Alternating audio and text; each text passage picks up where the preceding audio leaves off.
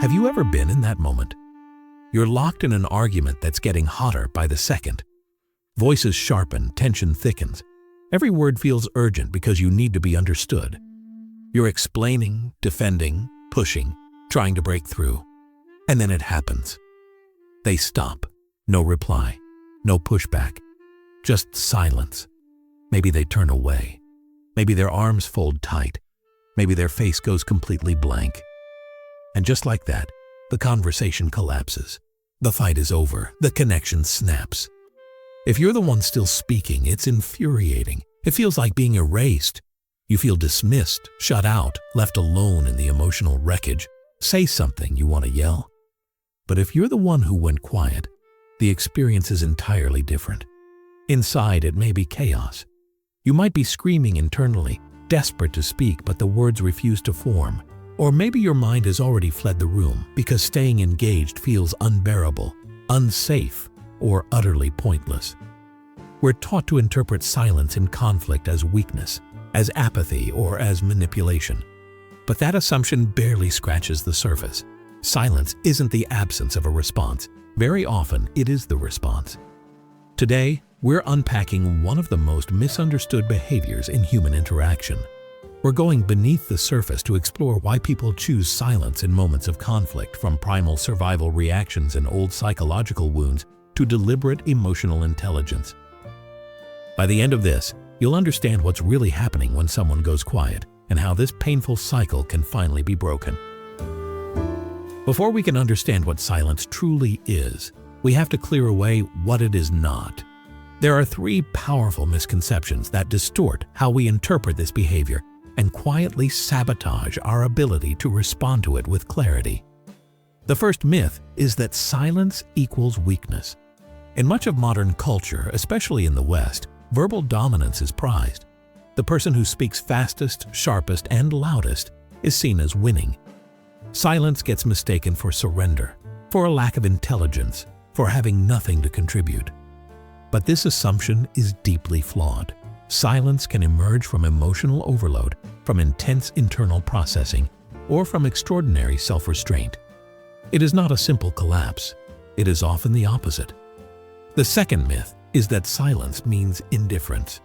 They've gone quiet, so they must not care.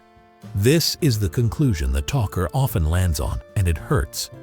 The silence feels cold, dismissive, like proof that the relationship or the issue doesn't matter. But in many cases, the truth is reversed. People frequently go silent because they care too much. The emotional stakes feel so high that they are terrified of saying the wrong thing, of causing irreversible damage, or of triggering an emotional explosion they won't be able to contain. The third myth is the most corrosive of all. Silence is always manipulation.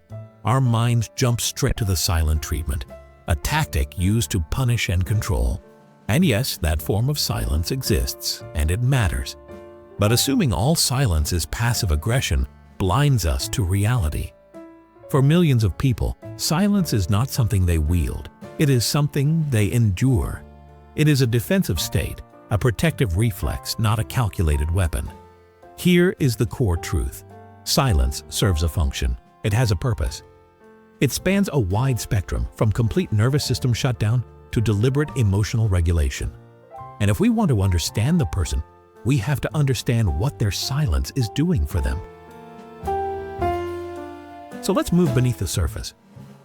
When someone repeatedly defaults to silence during conflict, it is almost never random.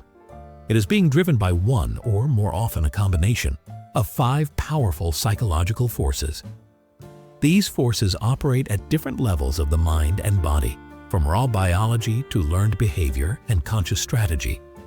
Understanding them is the key to decoding what that silence actually means. The first driver is emotional flooding, a purely physiological reaction. This is the most instinctive form of silence and the least voluntary. It's not a decision, it's a bodily event. Relationship researcher Dr. John Gottman calls this state emotional flooding or diffuse physiological arousal. Here's how it unfolds. A conflict begins, and the person perceives a threat. Not a physical one, but an emotional one, a sharp tone, a critical sentence. the feeling of being attacked, cornered, or deeply misunderstood. That perception activates the amygdala, the brain's ancient alarm system. It sounds the danger signal and floods the body with stress hormones like cortisol and adrenaline. The heart rate spikes, often well past 100 beats per minute. Blood flow is pulled away from the rational, language-based parts of the brain and redirected to the muscles. The body prepares for survival, fight or flight. But in a modern argument, neither option is available. You can't swing your fists, and you can't always walk away. So the nervous system defaults to the third survival response: freeze. That freeze is silence. In this state, higher cognitive functions shut down. Language becomes inaccessible. The ability to process nuance, to listen, to think clearly, or to form a coherent response is biologically impossible. The person isn't choosing not to speak. They physically cannot. Their brain has been hijacked by a survival mechanism older and stronger than logic or intention. They are frozen, waiting for the perceived threat to pass. The second driver is conflict avoidance rooted in past trauma, a learned survival response. This form of silence is written by history. It develops in people who learned early that conflict was dangerous. Imagine growing up in an environment where disagreements weren't calm conversations, but volatile, frightening events. Voices escalated quickly, doors slammed, emotions exploded without warning. The aftermath was chaotic and overwhelming. In that kind of home, a child absorbs a set of unspoken rules. Speaking up is risky. Having needs is unsafe. Disagreeing invites punishment or emotional devastation. So the child adapts. They become quiet. They disappear emotionally. Silence becomes protection. And this learning doesn't live as a clear memory. It settles deeper as a procedural response wired into the nervous system. Years later, that child is an adult, standing in a disagreement with a partner. The partner raises their voice slightly. To them, it's emphasis. To the nervous system of the person with this history, it's a trigger. Their body doesn't register a present-day conversation. It relives a much older threat. In that moment, their silence has nothing to do with the current argument. It is a reflex, an echo from the past.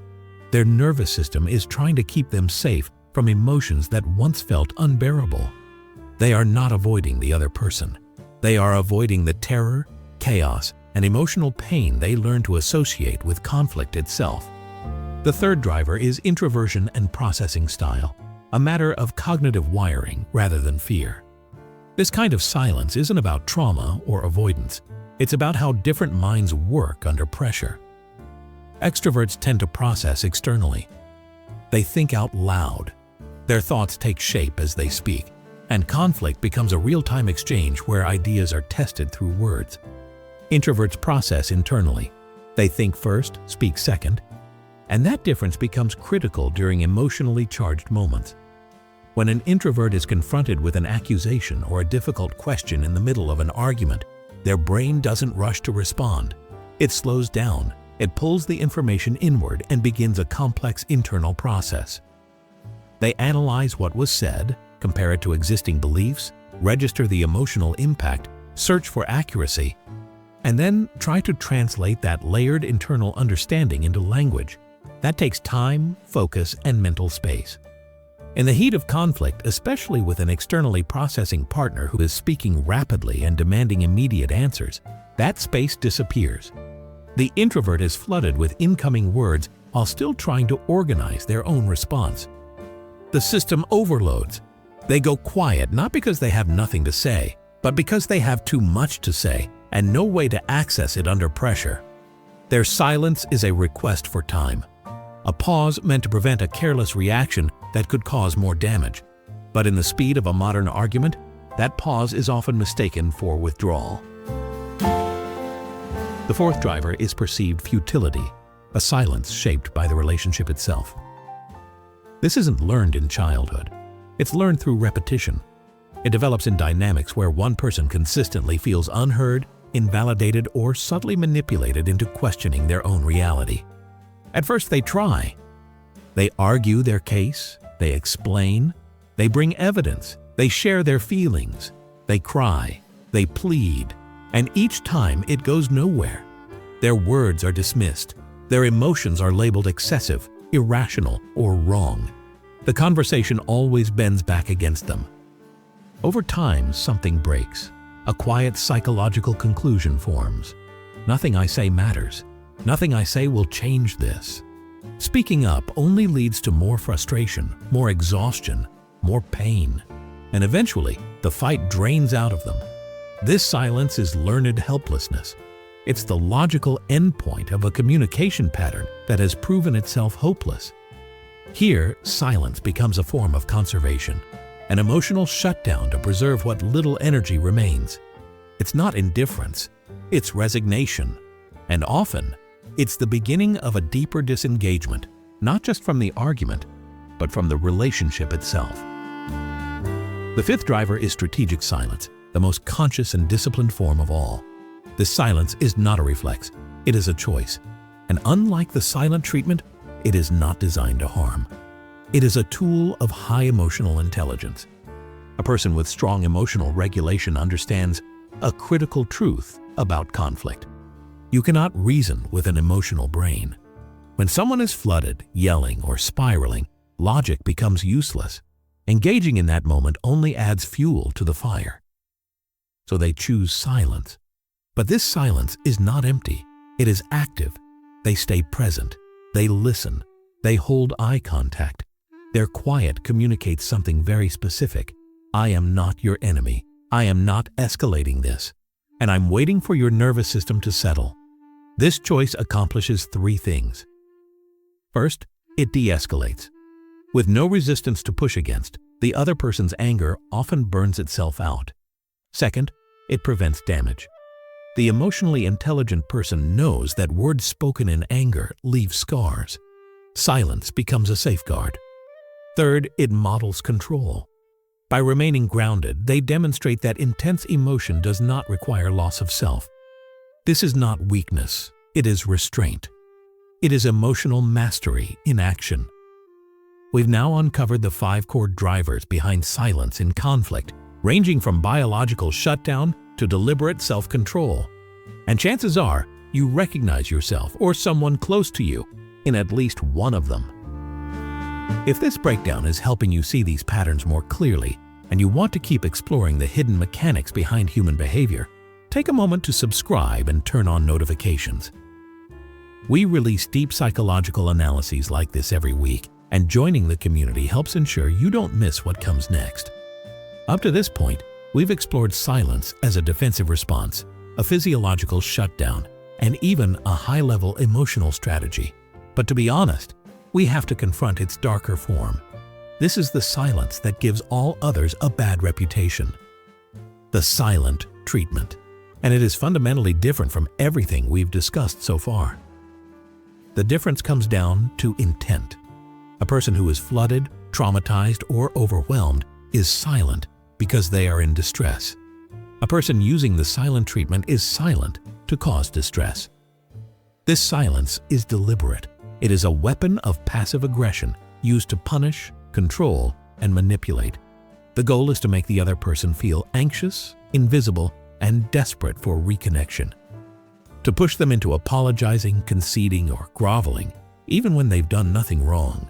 The silent treatment turns connection into leverage. It withholds a basic human need to gain power. It is cold, it is calculated, and it is a recognized form of emotional abuse. This silence is not a shield. It is an attack. Understanding all of this is only the beginning. Awareness is the first step, but change requires action. The cycle of silence and pursuit is painful for both sides, and it is possible to break it. If you are the one who tends to go silent, start by identifying your triggers. Self-awareness is your most powerful tool. Learn to recognize the earliest signs of shutdown before it fully takes over. Maybe it's a tightening in your chest, a ringing in your ears, the urge to look away, or the sudden feeling of emptiness in your mind. Catch the moment before you disappear. Next, replace silence with a structured phrase. You have to swap the destructive wall of quiet with a constructive boundary. Memorize a simple, non-blaming sentence, something like, "I'm starting to feel overwhelmed and my mind is shutting down," or "I want to resolve this, but I can't think clearly right now. I need a short pause and I will come back to this." That promise matters. Then, regulate your nervous system. During that pause, don't just sit there replaying the argument. Actively calm your body. Splash cold water on your face to trigger the dive reflex and slow your heart rate. Step outside and walk. Breathe slowly. 4 seconds in, hold for 4, 6 seconds out. Your job is to tell your body that the danger has passed. If you're dealing with someone who goes silent, your role is different. First, stop chasing them. Your instinct may be to follow, to push, to demand answers. "Talk to me. Don't walk away." But to a flooded nervous system, that pursuit feels like a predator closing in. It's the worst thing you can do. Second, de-escalate yourself. You cannot calm someone else's nervous system if your own is still on high alert. Slow your breathing, lower your voice, unclench your hands. Sit down if you can. Your body language needs to communicate safety before your words ever will. Third, offer a pause paired with reassurance. Instead of forcing the conversation forward, give them permission to step back, but with a clear agreement to return. Say something like, "I can see this is overwhelming right now. Let's both take 15 minutes to cool off, and then we'll try again calmly." This removes pressure while preserving connection. It tells them they're not being abandoned and you're not giving up. Silence is never empty. It is a space loaded with meaning. It might contain a nervous system in overload, echoes of old trauma, the heavy labor of deep thought, or the exhaustion of feeling unheard. Sometimes, it holds the quiet strength of emotional discipline. In a world that celebrates noise and fast comebacks, we've forgotten how to listen to what isn't being said. We replace curiosity with judgment far too quickly. Understanding the reason behind someone's silence changes everything. It's the gateway to empathy. It's how we stop fighting a behavior and start reaching the person beneath it. In the end, the goal isn't to win the argument. It's to create enough safety that silence is no longer required. And now, this conversation includes you. Which of these drivers did you recognize most? Are you more often the one who goes quiet or the one who pursues? Share your experience below. Your story might be exactly what someone else needs to hear today.